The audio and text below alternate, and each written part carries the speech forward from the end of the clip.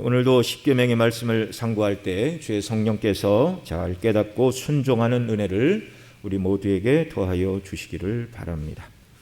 오늘 살펴볼 제7계명은 간음하지 말지니라라는 말씀입니다. 오늘 이 말씀의 주제는 예수님 믿지 않는 사람들에게는 전혀 환영을 받지 못하는 주제입니다. 또 교회 안에서도 개인적이고 은밀한 사생활에 해당하는 부분을 드러내어 하나님을 경배하는 거룩한 예배 시간에 이런 죄에 대해서 말하는 것이 겸연적인 생각도 듭니다. 그러나 간음하지 말라는 것은 하나님께서 주신 도덕법입니다.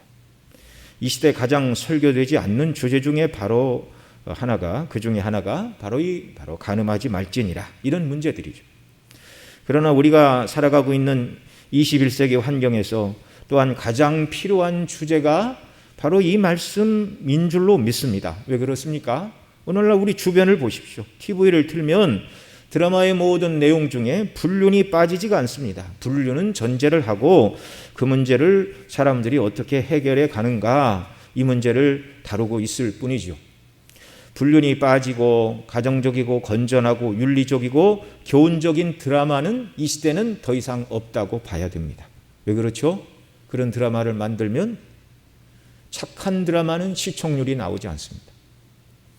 사람들은 불륜을 보면서 막장 드라마라고 욕을 하지만 그러면서 그것을 슬며시 쳐다보는 것이 인간의 본성이기 때문에 그렇습니다. 그래서 가면 갈수록 오늘날 이 TV가 다 그 말초 신경을 자극하는 것이죠. 여기저기를 틀어도 먹는 것, 여행 다니는 것, 또 불륜, 무엇을 사고 팔고, 이거 아니면 전혀 관심이 없는 그런 시대에 우리가 살고 있습니다. 또한 핸드폰과 인터넷의 발달로 어른들뿐만 아니라 청소년들도 이 성에 대하여 무방비로 노출된 시대를 우리가 살고 있습니다. 성적인 타락과 일탈이 일상화된 시대입니다. 일상화된 시대. 성경에서 가장 타락한 곳을 둘라 그러면 구약에서는 소돔과 고모라이고 신약에서는 고린도시라고 말할 수 있을 것입니다. 창세기 19장에 보면 소돔과 고모라가 어떤 도시인가를 설명을 하고 있죠. 여호와의 사자고 천사가 소돔성에 사는 롯을 방문했을 때 롯이 그 천사들을 자기 집에 들여 저녁 식사 대접을 합니다. 저녁으로 그들이 무교병을 함께 먹을 때 창세기 19장 4절 5절에 이렇게 말합니다. 그 소돔성의 사람들이 하는 말들이죠. 함께 읽겠습니다. 그들이 눕기 전에 그 성 사람 곧 소돔 백성들이 물은 노소하고 사방에서 다 모여 그 집을 에워싸고 롯을 부르고 그에게 이르되 이 저녁에 내게 온 사람들이 어디 있느냐 이끌어내라, 우리가 그들을 상관하리라. 이 상관하리라, 이 말이 성적으로 그들을 범하겠다, 그런 말입니다. 소돔과 고모라는 그 죄에 합당한 형벌을 받았는데 유황비가 내려서 그들을 멸하시는 것이 하나님의 심판이었습니다. 이처럼 도덕적으로 타락하고 성적으로 부패한 시대에 하나님이 내리시는 심판은 멸망밖에 없다는 사실을 소돔과 고모라의 예를 통하여 분명하게 보여주고 계십니다. 신약의 도시 중에는 고린도였죠. 로마서 1장 26절 27절을 보면 이렇게 말합니다. 같이 읽습니다.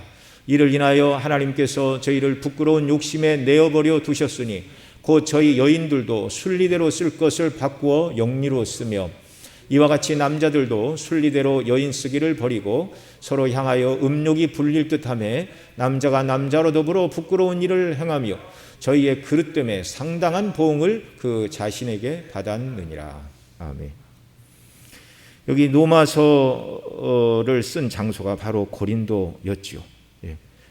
고린도에서 노마를 향하여 이 편지를 써보내고 있는데, 바로 남자가 남자와 더불어 여자가 여자와 더불어 부끄러운 일을 행하는 이 동성연애가 이 고린도시에 만연해 있다라는 것을 보여줍니다.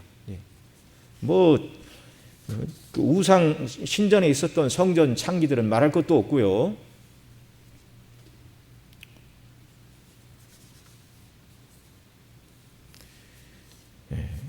정말 있어서는 안 되는 이런 일들이 정말 이런 사회에서 일어나고 있는 것이죠. 기가 막힌 일입니다. 이 성적인 부패, 얼마나 이 시대가 악하고 타락한 시대인가를 우리에게 너무나 명백하게 보여주시는 것이 있죠. 여러분, 이 세상 사람들은 이것들에 대해서, 이런 죄들에 대해서 무감각하죠. 무감각하고 그런 것을 죄라고 말하지 말라. 이 시대 사람들은요, 사람들이 말하는 도덕과 윤리의 개념은 항상 사람들이 무엇을 생각하느냐에 따라서 움직여 왔지 절대적인 표준을 가지고 있지 않습니다.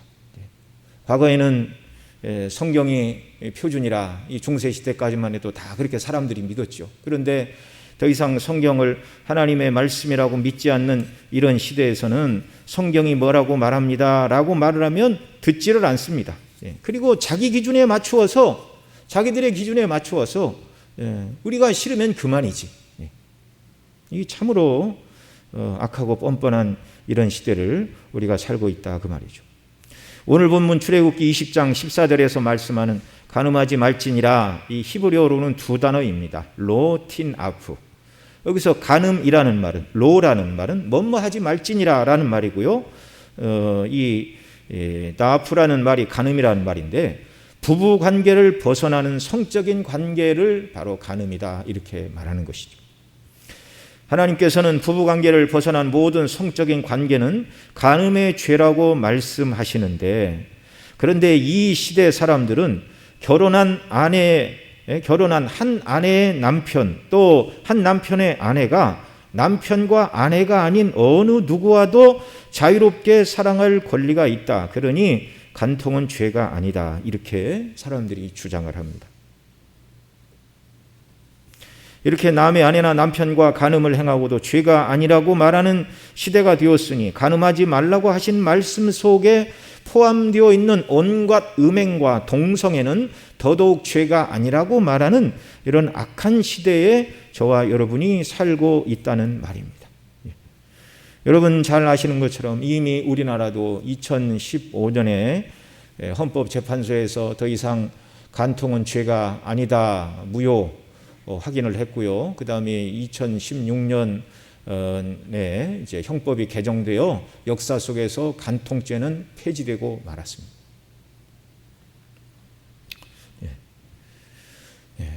이것이 좋은 것이 아니라 가면 갈수록 표준을 낮추고 악한 시대에 우리가 살고 있다는 것이죠. 공의 법이 아니라 다수 사람들의 주장을 따르고 있는데, 이 주장이 어디서 나오죠? 타락한 인간의 본성으로부터 나오는 것입니다. 베드로 사도는 사도행전 2장 40절에 이렇게 말했습니다.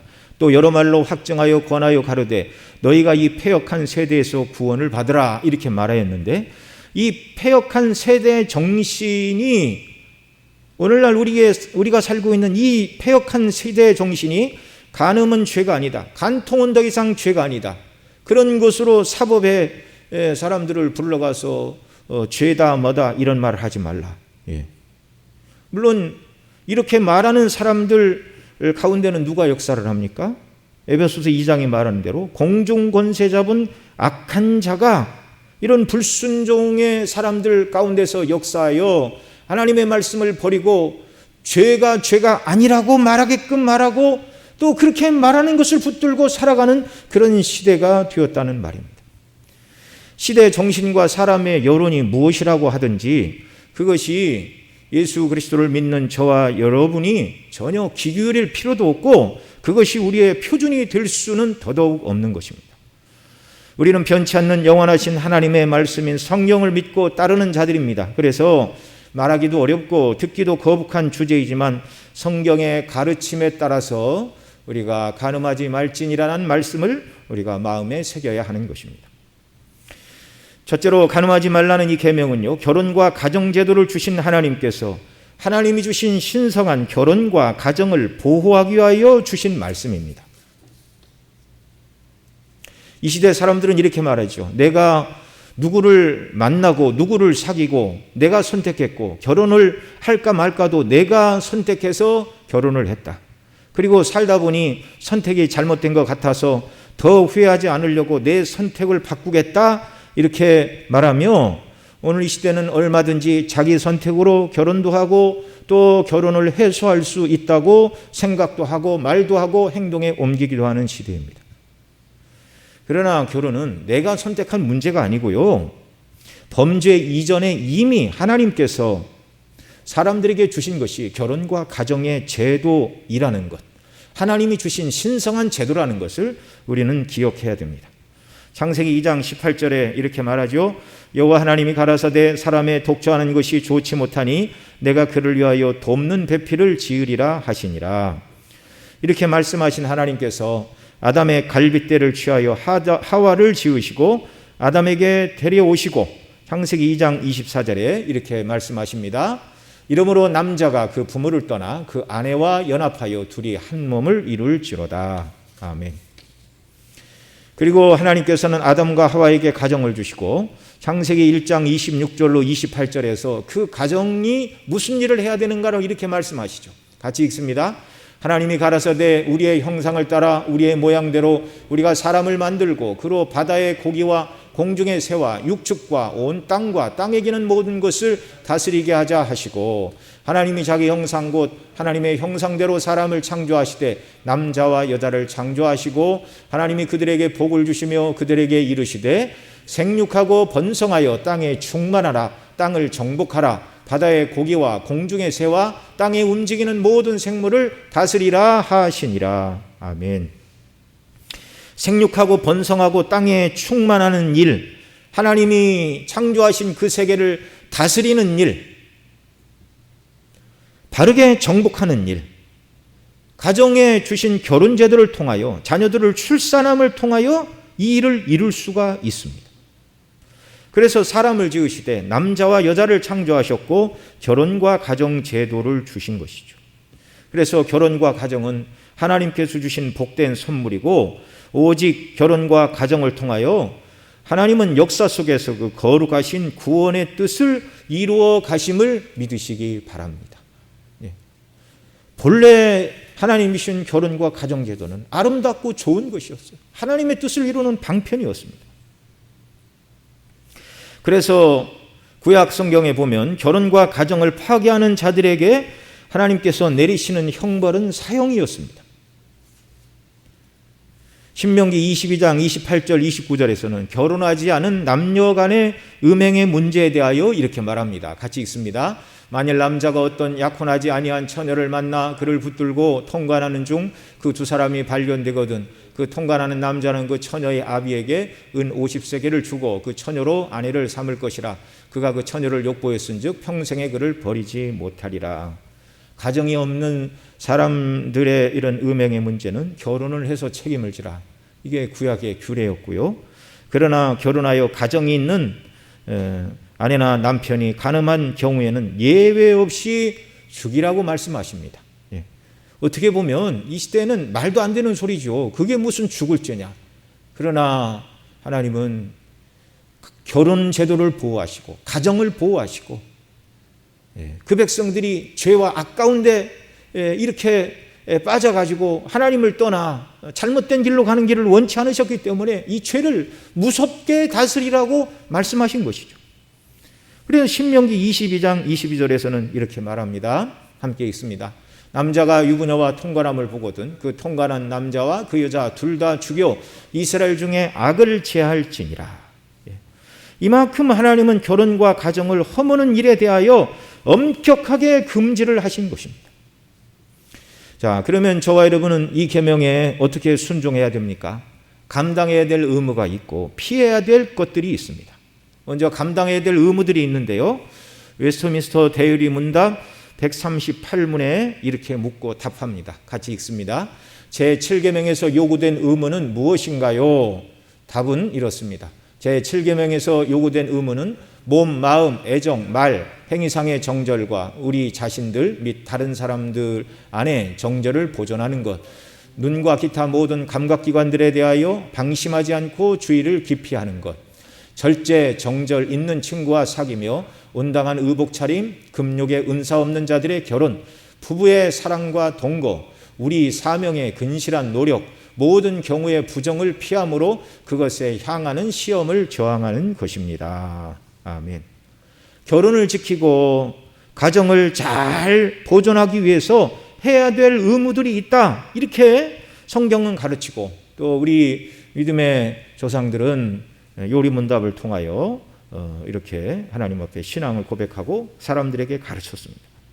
간음하지 말라라는 말씀에 순종하기 위해서는 먼저 의무를 잘 감당해야 되는데 이 죄에 빠지지 않게 몸, 마음, 애정, 말, 행위상의 정절을 지키고 우리들 자신들 및 다른 사람들 안에 정절을 보존하고 눈과 기타 모든 감각기관들에 대하여 방심치 아니하고, 특별히 이 성적인 죄는 눈을 통해서 들어오는 것이죠. 그러니 매우 주의를 해야 됩니다.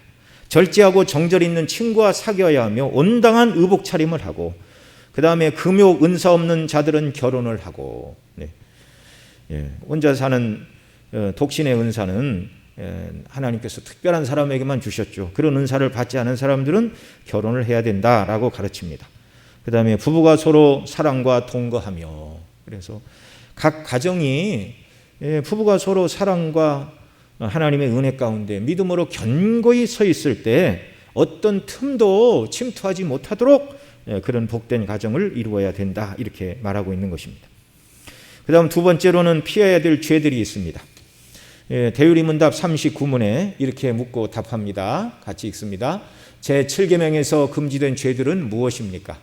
제7계명에서 금지된 죄들은 앞서 말씀드린 요구된 의무들을 소홀히 하는 것 외에 간통과 사통, 강간, 근친상간, 남색, 모든 부끄러운 정욕, 모든 부정한 상상과 생각, 목적 및 애정이며 부패하거나 더러운 모든 서신 왕래 혹은 그것에 귀를 기울임이며 음탕한 표정, 뻔뻔스럽고 가증한 행동, 근신치 않은 무례한 옷차림을 하는 것, 또한 합법한 결혼을 금지하고 불법한 결혼을 부당하게 시행함이며 매음을 허락, 관용, 보존하며 그들에게 종종 가는 것이며 독신 생활의 서약에 휩쓸려 넣는 것, 결혼을 부당하게 지연시키는 것이며 동시에 하나 이상의 아내나 남편을 가지는 것이며 불의, 이혼 혹은 유기이며 그리고 게으름, 폭식, 술취함, 음란한 친구를 사귐이며 음탕한 노래와 서적, 춤, 연극, 우리들 자신이나 다른 사람들에게 음란을 자극시키는 것이나 음란한 행위 자체들이다.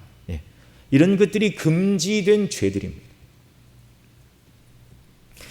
옛사람의 원리를 따라 사는 허물과 죄로 죽은 자들의 방탕한 삶을 따르면 안 된다는 것입니다.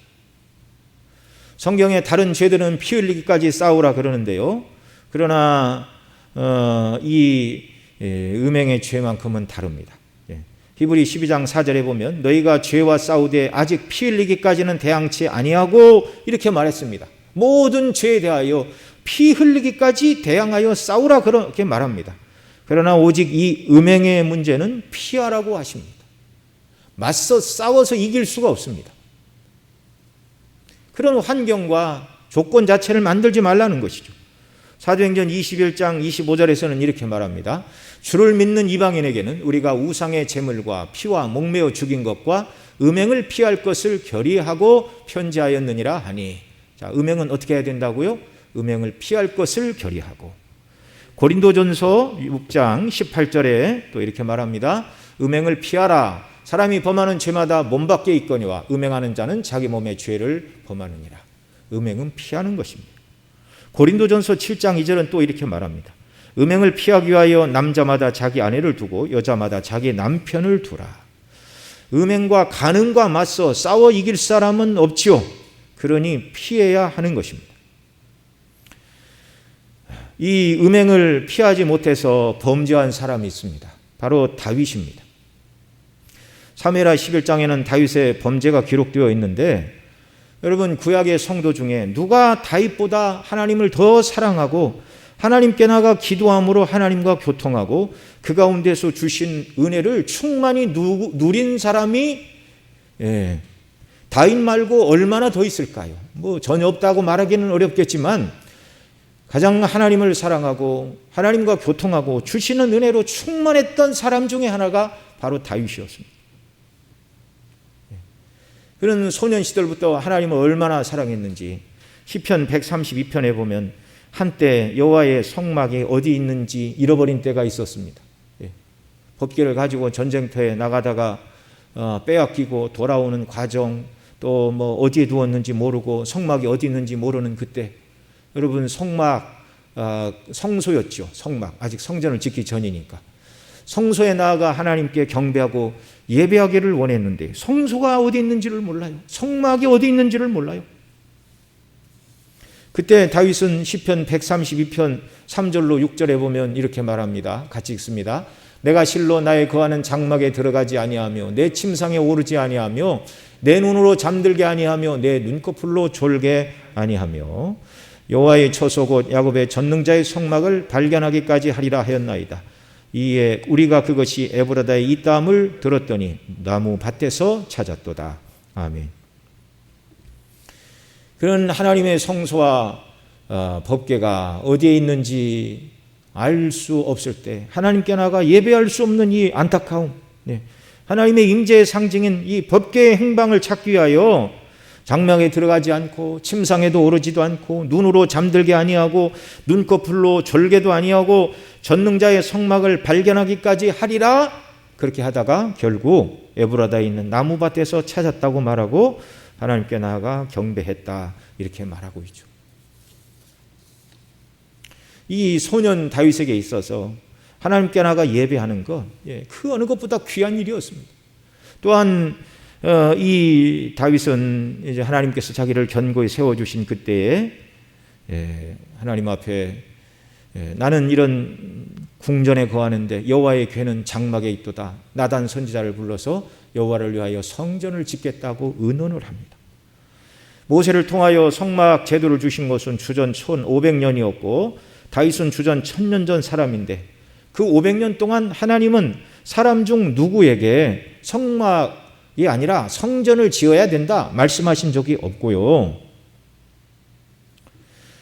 또 사람들 중에 누구도 먼저 나서서 내가 여호와를 위하여 성전을 짓겠습니다라고 말하는 사람이 없는 그때에 오직 다윗만이 하나님을 사랑함으로 내가 여호와를 위하여 무엇을 할 수 있을까? 하나님이 나에게 주신 이 수많은 정말 재물과 또 왕의 존귀한 직분을 나에게 주셨는데 내가 이것으로 여호와를 위하여 무슨 일을 할 수 있을까? 고민하고 열심을 낸 그 모든 일에 있어서 그 누구보다 여호와를 사랑하는 열심이 특심인 사람이 다윗이었습니다. 그는 사울에게 쫓기는 젊은 시절 늘 하나님과 교통하는 삶을 살았죠. 시편 63편 5절에 보면 이렇게 말합니다. 내가 나의 침상에서 주를 기억하며 밤중에 주를 묵상할 때 하오리니. 이 시편 63편은 다윗이 유대 광야에 거할 때 지은 시라는 부제가 붙어 있었습니다. 그는 늦은 밤까지 주님을 묵상하고 늘 기도하며 주님과 교통하였습니다.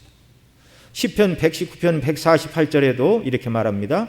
주의 말씀을 묵상하려고 내 눈이 야경이 깊기 전에 깨었나이다. 야경이라는 말을 개역개정에서는 새벽이 밝기 전에 깨었다, 그렇게 말을 하고 있는데요. 어떤 분은 이 119편도 다윗의 시라 말을 하고 다윗이 직접 쓰지 않았다 할지라도 늦은 밤까지 기도하고 새벽에 일찍 일어나 말씀을 묵상한 사람이 다윗이 아니면 누구이겠습니까? 그의 주옥 같은 시편들을 볼 때마다 얼마나 다윗이 하나님을 사랑하고 하나님과의 관계에서 주시는 은혜로 충만한 사람이었는가. 이 말씀을 굳이 드리는 것은요, 이런 성적인 죄에는 아무도 이길 자가 없다는 사실을 우리가 알아야 됩니다. 이렇게 경건하고 하나님을 사랑하고 열심히 특심인 다윗이었음에도 불구하고 그는 이 죄 가운데 빠지고 말았습니다. 사무엘하 11장 2절로 3절에 보면 다윗의 이 간음죄가 어떻게 일어났는가를 성경이 말씀을 하죠. 같이 읽습니다. 저녁 때 다윗이 그 침상에서 일어나 왕궁 지붕 위에서 거닐다가 그곳에서 보니 한 여인이 목욕을 하는데 심히 아름다워 보이는지라. 다윗이 보내어 그 여인을 알아보게 하였더니 고하되 그는 엘리암의 딸이요 햇사람 우리아의 아내 밧세바가 아니니까. 왕궁 지붕을 거닐다가 한 여인이 목욕하는 모습을 보았습니다. 왜 그 여인은 낮에 거기서 목욕을 했는지 다 가리고 해도 될 텐데요. 그 이유는 모르겠어요. 그러나 그런 모습이 다윗의 눈에 들어왔을 때 얼른 다윗은 눈을 돌리고 시선을 떼고 더 이상 바라보지 않아야 했습니다. 그런데 뭐라고 그럽니까? 한 여인이 목욕을 하는데 신임이 아름다워 보이는지라. 다윗이 피하지 않았다는 것입니다. 그리고 그 여인이 누군지를 알아보게 하였습니다. 사람들이 와서 대답을 하죠. 그는 엘리암의 딸이요 햇사람 우리아의 아내 밧세바가 아니니까. 이 말은 더 이상 다윗에게, 이 여인에게 관심을 갖지 말라는 하나님의 말씀이고 양심의 호소였습니다. 결혼한 유부녀다. 그리고 그 남편은 지금 암몬과의 전투에서 다윗의 명을 받아서 나아가 싸우고 있는 다윗의 충신 우리아이다. 결혼한 여인이요 다윗의 충성스러운 신하인 우리아의 아내라는 이 보고는 더 이상 다윗이 그 여인에게 어떤 관심을 가져도 안 된다는 선고였습니다. 거기서 멈추어야 됐습니다. 그런데 다윗이 자기 눈에 심히 아름다워 보였던 이 여인을 불러들이고 간음하게 되고 결국 이것이 탄로 날까 봐 우리아를 전투에 내보내 암몬 자손의 칼로 죽이는 살인죄까지 짓고 말았습니다. 경건한 성도요, 하나님을 그 누구보다 뜨겁게 사랑한 다윗이 간음죄와 살인죄에 빠지게 되었던 것입니다. 성도 누구라도 조심하지 않으면, 삼가하지 않으면 누구라도 이런 죄와 악에 떨어질 수 있다는 경고입니다. 경고입니다. 어느 누구도 예외가 없습니다. 다윗이 이 간음죄로 시작되어 살인죄로 끝난 그 죄로 인하여 다윗이 회개함으로 그가 죽지는 않았습니다. 육체가 당장 심판을 받아 죽지 않았을 뿐만 아니라 그의 구원도 취소된 것은 아니었습니다. 우리의 구원은 그리스도로 말미암아 주시는 것이기에 죄의 유무 또는 죄의 대수에 따라서 좌우되는 것이 아닙니다. 너무나 큰 은혜이죠. 구원은 하나님의 은혜입니다. 그러나 다윗은 이 죄로 인하여 당해야 될 고통이 너무나 컸습니다. 하나님은 다윗이 이 죄로 인하여 당하게 될 징계에 대하여 이렇게 말씀하시죠. 죄는 용서하시나 그 죄에 대하여 하나님은 반드시 징계하신다는 사실입니다. 사무엘하 12장 10절로 12절 함께 읽습니다. 이제 내가 나를 업신여기고 햇사람 우리아의 철을 빼앗아 내 철을 삼았은즉 칼이 내 집에 영영이 떠나지 아니하리라 하셨고 여호와께서 또 이처럼 이르시기를 내가 내 집에 재화를 일으키고 내가 내 처들을 가져 내 눈앞에서 다른 사람에게 주리니 그 사람이 내 처들로 더불어 백주에 동침하리라. 너는 은밀히 행하였으나 나는 이스라엘 무리 앞 백주에 이 일을 행하리라 하셨나이다. 아멘. 이때만 해도 이런 일을 행할 자가 자기 아들 압살롬일 줄은 다윗은 몰랐습니다. 간음을 행한 다윗이 죽지는 않았지만, 살인을 저지른 다윗이 죽지는 않았지만, 칼이 그 집을 떠나지 않아 다윗의 장남 암논은 다윗의 딸 다마를 범하고 그를 버림으로 말미암아 결국 압살롬의 칼에 의하여 죽고 말았습니다. 압살롬이 결국 다윗을 반역하고 다윗의 후궁들을 범한 후 이 말씀이 성취가 되었습니다. 죄의 즐거움은 잠깐인데 죄로 인한 고통과 고난은 다윗과 그의 자손들에게 계속 이어졌습니다. 죄의 즐거움은 잠깐인데 죄로 인한 징계와 고통은 너무나 크다는 사실이죠. 그러나 이 간음과 음행을 피하여 범죄하지 않은 사람이 있습니다. 바로 요셉이죠. 창세기 39장에 보면 요셉은 그 주인 보디발의 시인임을 얻어 가정 총무가 되었습니다. 아무것도 상관하지 않았습니다. 이 보디발은 궁의 사무가 바빠서 집에 비우는 일이 많았던 것으로 보여지는데요. 보디발의 아내가 날마다 유혹하였지만 하나님께 죄를 지을 수 없다 말하고 동침하지 아니할 뿐 아니라 함께 있지도 아니하였다. 성경은 그렇게 말합니다.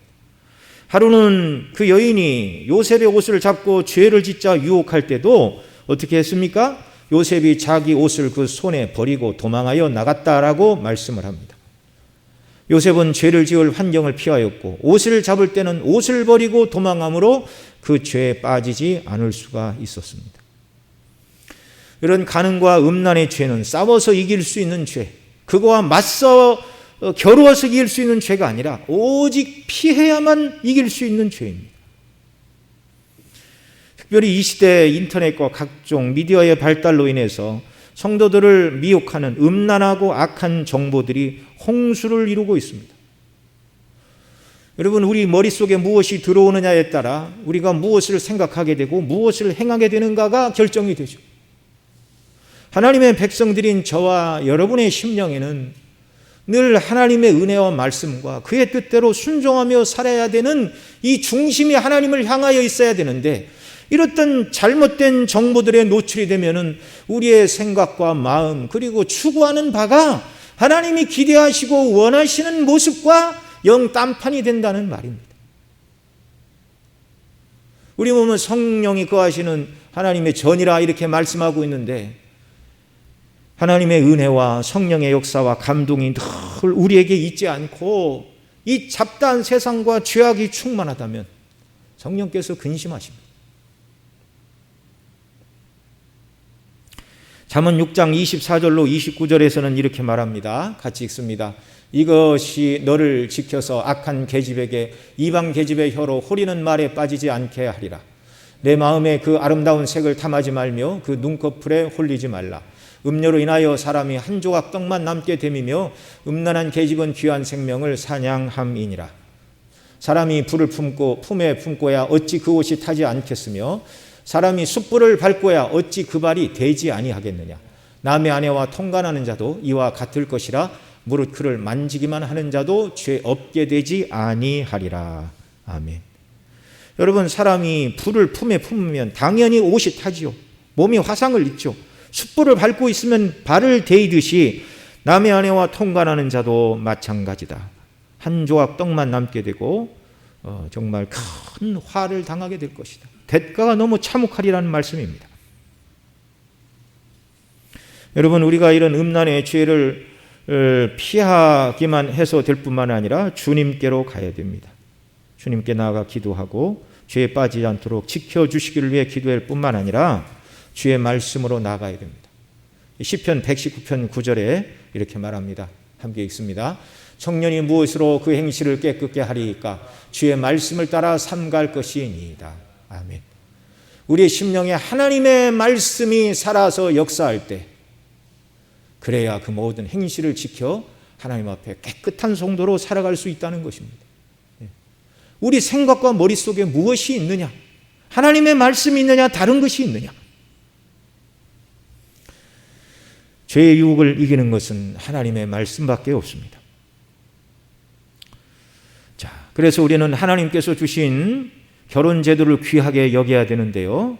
그래서 결혼 제도는 남자와 남자도 아니고 여자와 여자도 아닙니다. 동성애는 하나님의 뜻하신 결혼 제도가 아닙니다. 그런데 다른 나라들은 남자와 남자, 여자가 혼인 신고를 하면 받아주는 시대가 되었어요. 기가 막힌 시대입니다. 어떤 사람들은 동성애 합법성을 주장하며 원래 그렇게 태어났다고 말합니다. 그러나 성경 어디를 봐도 동성애는 정당하다고 말씀하지 않습니다. 하나님을 떠난 것이고요. 그 다음에 이런 학자들의 연구에 의하면 다 후천적으로 이런 것이 잘못된 인식을 통해 그렇게 되었다 이렇게 말하고 있죠. 고쳐야 될 질환입니다. 어떤 사람들은 성경은 수천 년 전의 책인데 현대인들이 그것에 매일 필요가 없다고 말합니다. 그러나 하나님의 창조 이래 인간의 조건이 바뀐 적이 없습니다. 하나님께서 새로운 계명을 주신 일도 없습니다. 시대가 변해도 영원하신 하나님께서 주신, 하나님이 영원하시고 하나님이 주신 말씀도 영원하고 진리도 영원하고 인간의 조건도 영원하고, 오직 하나님은 하나님 주신 도덕법에 따라 인생을 심판하시고 판단하시는 것이죠.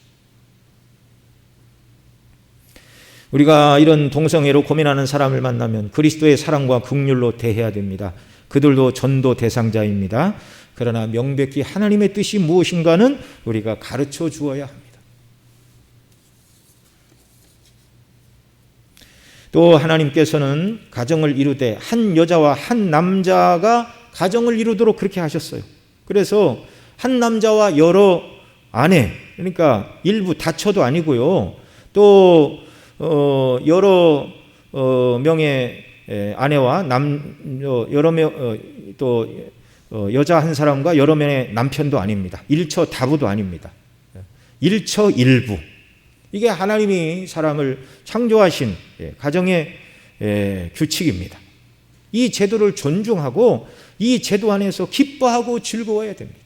간혹 어떤 분들은 아브라함도 아내가 둘이었고 또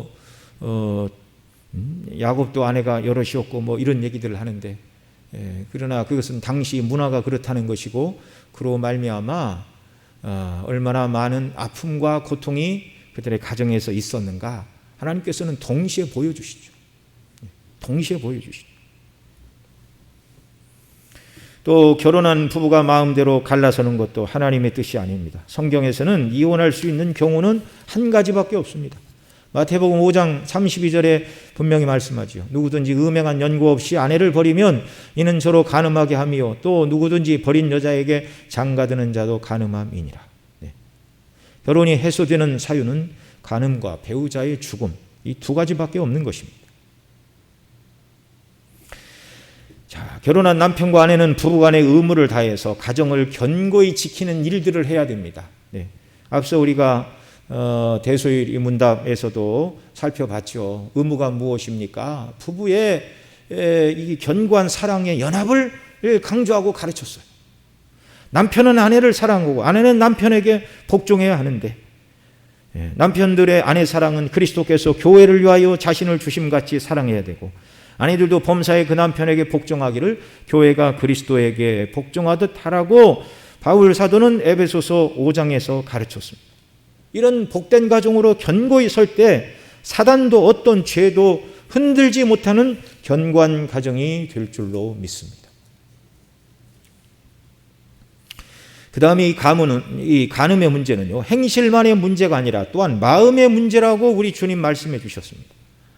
우리가 육계명 공부할 때도 사람을 실제적으로 죽이지는 않지만 성경은 마음속에서 미워하는 것도 살인이라 말씀을 하셨는데, 간음도 마찬가지입니다.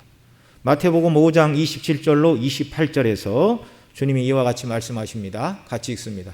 또 간음치 말라 하였다는 것을 너희가 들었으나 나는 너희에게 이르노니 여자를 보고 음욕을 품는 자마다 마음에 이미 간음하였느니라. 우리는 이런 말씀들을 두렵게 여겨야 됩니다. 그런 생각조차 주님이 기뻐하시지 않는다는 것이죠. 우리의 생각과 마음 속에는 하나님의 은혜가 넘쳐나기를 주님이 원하시는 것입니다. 우리 몸은 성령의 전이라고 하셨는데, 성령의 전인 우리 몸에 하나님의 은혜와 사랑이 충만해야지 이런 음란한 생각이 가득하게 될 때 육신의 소욕이 성령의 소욕을 억누르게 되는 것이죠. 우리 마음에는 하나님의 은혜와 사랑으로 늘 충만해야 합니다. 그래야 주님과 생명 있는 교제를 더욱 누릴 수 있고, 거룩한 교제 속에서 주님이 주시는 기쁨과 힘을 가지고 순례길을 기쁨으로 능력 있게 살아가게 되는 줄 믿습니다. 또한 성경은 실제적인 간음, 그리고 마음의 간음뿐만 아니라 영적인 간음이 있다고 경고하고 계십니다. 야고보 4장 1절로 5절 말씀 우리 함께 읽겠습니다. 너희 중에 싸움이 어디로, 다툼이 어디로 쫓아나느뇨? 너희 지체 중에서 싸우는 정욕으로 쫓아난 것이 아니냐?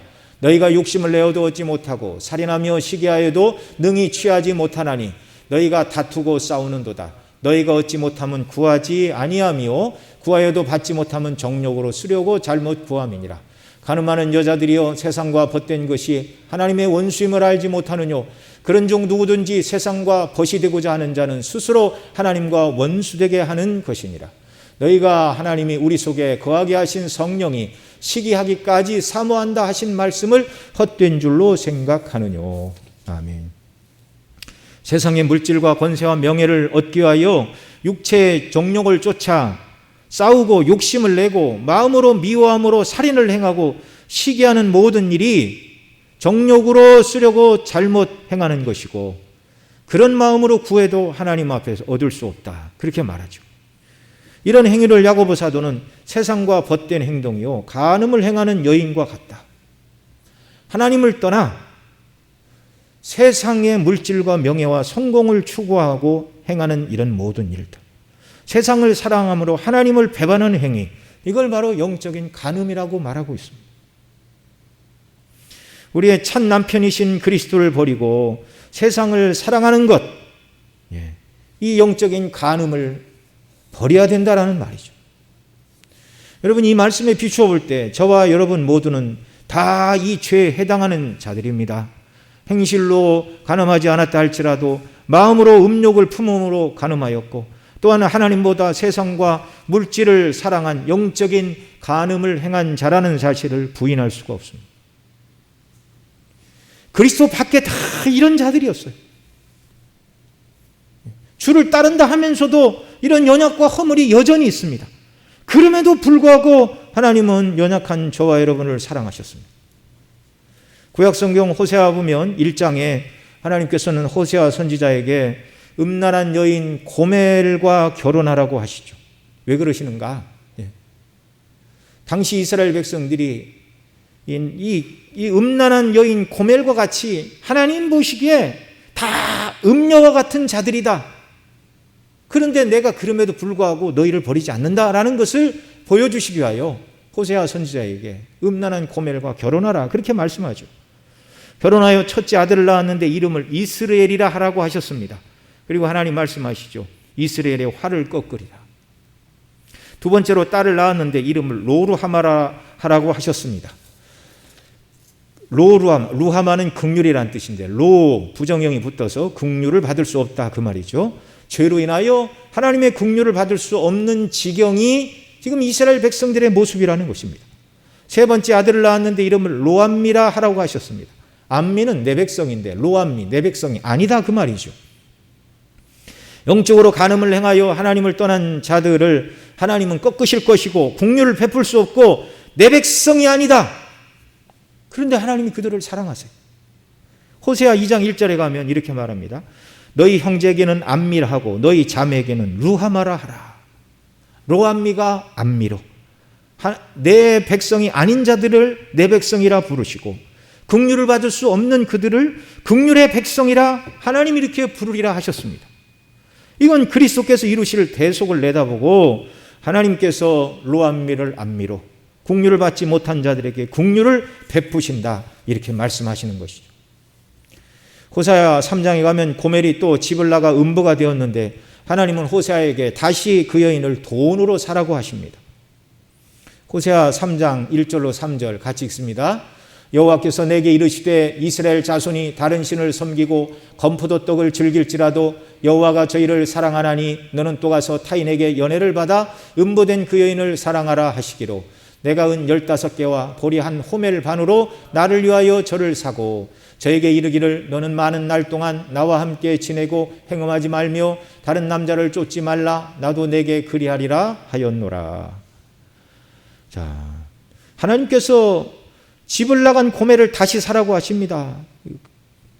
그 이유가 뭐죠? 1절에 있는 것처럼 여호와께서 내게 이르시되 이스라엘 자손이 다른 신을 섬기고 건포도 떡을 즐길지라도 여호와가 저희를 사랑하나니.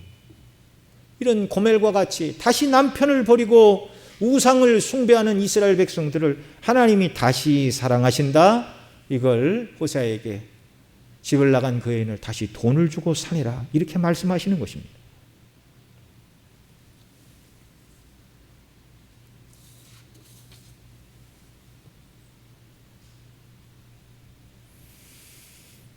우리가 다 하나님 앞에서 이 말씀에 비추어 볼 때 죄인이라는 사실을 고백하지 않을 수 없습니다. 나는 간음하지 말라는 말씀을 통해서 나는 누구보다 좀 더 깨끗하고 낫다, 뭐 그런 비교를 하라고 이 말씀을 우리에게 주신 것이 아닙니다. 또 나는 이런 죄를 지었으니 감히 하나님 앞에 설 수도 없는 자라는 것을 알고 좌절하고 절망하라고 주시는 말씀도 아닙니다. 하나님 앞에 용서받지 못할 죄는 없는 것입니다. 다윗도 범죄한 후에 시편 51편 10절에 그렇게 기도했죠. 하나님이여 내 속에 정한 마음을 창조하시고 내 안에 정직한 영을 새롭게 하소서. 하나님은 범죄한 자리, 연약한 자리에 떨어진 자들이 회개할 때 새롭게 하시고 회복시켜 주시는 분이신 줄을 믿으시기 바랍니다. 회복의 은혜가 하나님께 있습니다. 다시 새롭게 하여 하나님을 섬기도록 은혜를 주십니다. 하나님은 우리가 회개한 모든 죄는 다 덮으시고 뒤로 던지시고 기억도 하지 않는다, 그렇게 말씀하십니다. 호세아는 음료 고멜을 은 15개와 보리 한 호멜 반으로 다시 샀는데 하나님은 영적인 간음죄, 마음의 간음죄, 셀 수 없는 수많은 죄에서 우리를 값주고 사내시고 구원해 주셨음을 믿으시기 바랍니다. 우리를 이 죄로부터 사내시고 구원하신 하나님 앞에서 이제 우리는 어떻게 살아야 되겠습니까?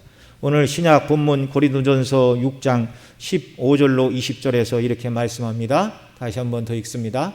너희 몸이 그리스도의 지체인 줄을 알지 못하느냐? 내가 그리스도의 지체를 가지고 창기의 지체를 만들겠느냐? 결코 그럴 수 없느니라. 창기와 합하는 자는 저와 한 몸인 줄을 알지 못하느냐? 일러스되 둘이 한 육체가 된다 하셨나니 주와 합하는 자는 한 영이니라. 음행을 피하라. 사람이 범하는 죄마다 몸 밖에 있거니와 음행하는 자는 자기 몸에게 죄를 범하느니라. 너희 몸은 너희가 하나님께로부터 받은 바 너희 가운데 계신 성령의 전인 줄을 알지 못하느냐? 너희는 너희의 것이 아니라 값으로 산 것이 되었으니 그런즉 너희 몸으로 하나님께 영광을 돌리라. 아멘. 죄인된 저와 여러분을 구원하시되 그리스도의 핏값을 주시고 우리를 사내셨습니다. 하나님을 떠나 영적인 간음을 행한 저와 여러분을 사랑하사 자녀 삼으시기 위하여 그리스도의 십자가로 우리의 죄를 다 씻으시고 우리를 하나님의 자녀와 백성 그리스도의 정결한 신부로 삼아 주셨습니다. 우리가 이 사랑으로 충만하여 성삼위 하나님을 더욱 사랑하고 하나님을 기쁘시게 하고 그 말씀을 마음에 새김으로 음행하는 자마다 자기 몸에게 죄를 범하느니라 말씀하고 있는데, 이런 음행과 간음의 죄를 짓는 자들이 아니라 그리스도의 피로 값주고 사신 주님의 소유된 자녀답게 그리스도와 영적으로 연합된 우리는 그리스도의 그 몸의 지체입니다. 예수님은 머리시고 우리는 그 몸의 지체입니다. 또 그리스도는 신부요, 그리스도는 신랑이요, 교회는 신부라고 가르치고 계십니다. 얼마나 존귀한 신부는 우리를 만들어 주셨습니까? 또한 성령이 내주하시는 성령의 전이라고 가르치고 있습니다. 하나님의 것이 되었습니다. 그리스도의 지체요, 그리스도의 신부가 되었고 성령이 내주하시는 성령의 전이 되었습니다. 그러니 저와 여러분은 이제 우리 몸을 통하여 주의 말씀에 순종하고 주의 뜻을 이루므로 오늘 고린도전서 6장 20절이 말하는 것처럼 값으로 산 것이 되었으니 그런즉 너희 몸으로 하나님께 영광을 돌리라 하신 대로 주께 영광을 돌리며 순례길을 살아가는 귀한 역사가 늘 충만하시기를 바랍니다. 기도하시겠습니다.